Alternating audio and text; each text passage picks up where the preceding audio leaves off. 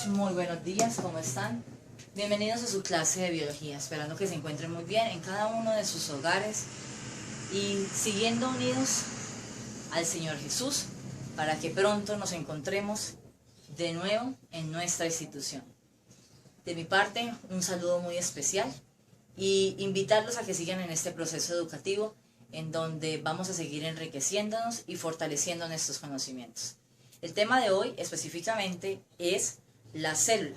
Vamos a observar por qué es importante estudiar la célula y las funciones vitales que ella propiamente realiza dentro de nuestro organismo. Así que vamos a ver nuestro tablero en el día de hoy. Vamos a tener como definición que la célula es la unidad funcional y estructural de todos los seres vivos. Ese es el concepto que engloba todo lo que específicamente es célula, de lo que estamos formados todos los organismos vivientes. Puede ser de dos clases. Encontramos células tanto eucarióticas como procarióticas. Las procarióticas tienen como características que son más simples, específicamente son más primitivas, es decir, mucho más antiguas, y además de eso son más pequeñas. Un ejemplo característico serían lo que son las bacterias. Ellas no poseen específicamente un núcleo verdadero.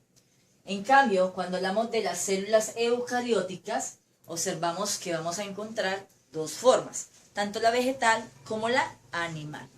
Encontramos que tiene como características que es mucho más compleja, además de eso es más evolucionada, es decir, va a tener obviamente muchos más organelos dentro de su estructura como tal, y es mucho más grande. Diferencia entre ellas dos es que la célula eucariótica sí presenta núcleo verdadero, mientras que la célula procariota no. Cuando hablamos de la célula vegetal y obviamente de la célula animal, encontramos que entre ellas hay organelos semejantes.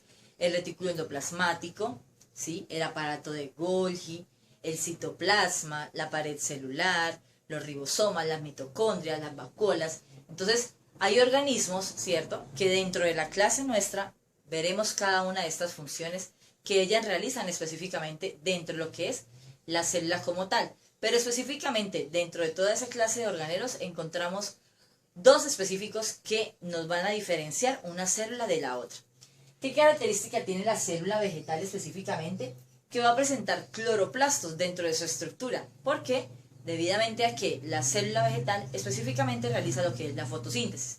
Recordemos que la fotosíntesis es el proceso mediante el cual las plantas, ¿cierto?, con ayuda del sol y de los nutrientes que absorben de la tierra, van a transformar todo eso que llevan a través de sus tubos hacia las hojas para poder realizar lo que es el alimento. Por eso ellas son consideradas autótrofas, ellas propias, ¿cierto? Ellas mismas realizan su propio alimento. En cambio, la célula animal no va a tener nunca cloroplastos porque obviamente ya no necesita realizar este proceso de fotosíntesis y además no tiene una pared que está cubierta de celulosa. La celulosa es la sustancia que nos ayuda a obtener el papel en donde escribimos.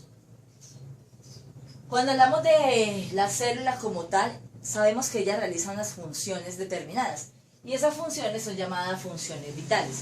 ¿Cuáles vamos a encontrar específicamente? Vamos a encontrar función de relación, de nutrición, de reproducción y además de esto, función de comunicación y de movimiento. Así que vamos a ver de qué habla específicamente cada una de ellas. Cuando hablo de la función de relación, específicamente hablo del entorno que va a tener la célula para poderse desarrollar. Como estoy hablando del entorno, en el entorno podemos encontrar materiales de los cuales ella puede tomar, ¿cierto?, para poderse alimentar, tomar los nutrientes, o puede estarse relacionando con otras células para formar sistemas, para formar tejidos, para formar órganos y obviamente para formar lo que es todo nuestro organismo. Cuando específicamente hablamos de la comunicación, estamos hablando de que las células tienen la capacidad de comunicarse las unas con las otras. Cuando de pronto en nuestro organismo encontramos alguna dificultad o alguna parte de nuestro organismo específicamente está funcionando de la manera inadecuada. Entonces ellas tienen que llegar a comunicarse, por eso esa comunicación es intercelular entre las células. Específicamente se va a dar en la mayoría de organismos pluricelulares. Recordemos que son los organismos pluricelulares aquellos que tienen gran variedad de células. Como nosotros seríamos organismos pluricelulares, ¿cierto? Entonces de ahí sabemos de que la célula específicamente tiene una parte y que esa parte es la membrana plasmática. En la membrana plasmática vamos a encontrar un tipo de proteínas, ¿sí?, específico, y ese tipo de proteínas va a contener unos receptores. ¿Para qué serán estos receptores específicamente? ¿O por qué de pronto están ahí? Pues van a ser quienes reciben las señales físico-químicas del exterior celular, y así una célula se va comunicando la una con la otra. Cuando hablamos del movimiento de las células, hay muchos que pueden moverse por medio de cilios, que son como unos pelos que hay alrededor de la estructura del organismo, unos flagelos, que es como un látigo, ¿sí?, y los pseudópodos, que van a ser los diversos movimientos que va a tener la célula para poderse desplazar de un lugar a otro. Los tres obviamente le generan movimiento. ¿Y cuál va a ser la finalidad? Pues lograr la locomoción para llegar a obtener en ella el alimento, irlo a buscar. Si no lo encuentra en este medio, pues tiene que ir a buscarlo a otro medio como tal. Y estas tres características, los cilios, los flagelos y los pseudópodos, van a permitir que la célula se pueda movilizar. Cuando hablamos de lo que es la reproducción, hablamos de dos procesos. Uno que es el proceso de la mitosis y el otro que es el proceso de la meiosis. Recordemos, la mitosis es un proceso que realizan las células de todo nuestro organismo. Todas las células que tienen nuestro organismo se van a reproducir por medio de mitosis. Las únicas que no se pueden reproducir por medio de mitosis son las células sexuales. Recordemos cuáles son las células sexuales. En el hombre serán los espermatozoides y en la mujer serán los óvulos. Son las únicas dos células que específicamente se van a reproducir por medio de un proceso llamado meiosis. ¿Cuál va a ser la diferencia entre estos dos procesos? Los vamos a ver obviamente en clase, pero específicamente será el que en la mitosis vamos a obtener 2 células hijas y en la meiosis vamos a obtener 4 células hijas. Aquí solamente se realizan procesos, aquí en la meiosis se realizan 2 procesos como tal. Y finalmente, cuando hablamos de lo que es la nutrición, aquí lo que vamos a hablar es del intercambio de materiales que específicamente va a tener la célula dentro de su medio y con el medio exterior. Entran y salen a través de la membrana celular, esas sustancias, ¿cierto? ¿Cuál es la finalidad? Pues llegar a nutrirse, ¿cierto? Pero también a través de esos poros que se encuentran en la membrana celular, eliminar las sustancias de desecho. Este intercambio de materiales está ayudado por lo que es el transporte de sustancias, y ese transporte de sustancias lo podemos realizar a través de 2 mecanismos. Uno es el transporte pasivo y el otro es el transporte activo.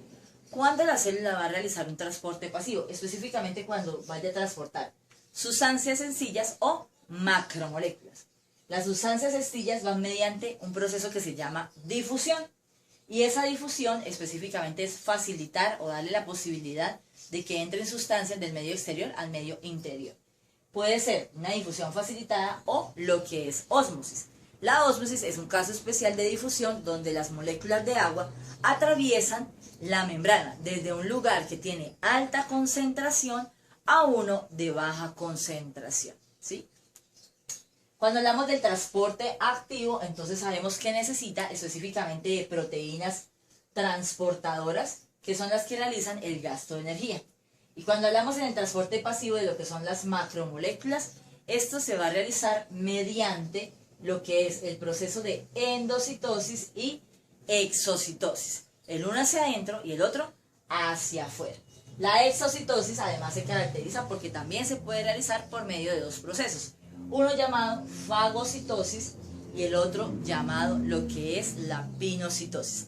Cada una de estas funciones, ¿cierto?, que realiza la célula, y cada uno de estos mecanismos que va a realizar la célula para ella poder sobrevivir y para ella poder obtener el alimento después de que nosotros ingerimos específicamente gran cantidad de sustancias para obtener la energía para poder caminar, para poder correr, para poder saltar, para poder estudiar, es específicamente el tema que veremos en clase. Así que no te lo pierdas, es un tema muy interesante. Te espero entonces en nuestra clase virtual en vivo para que específicamente sigamos hablando de la célula y este mundo mágico en el cual nos encontramos.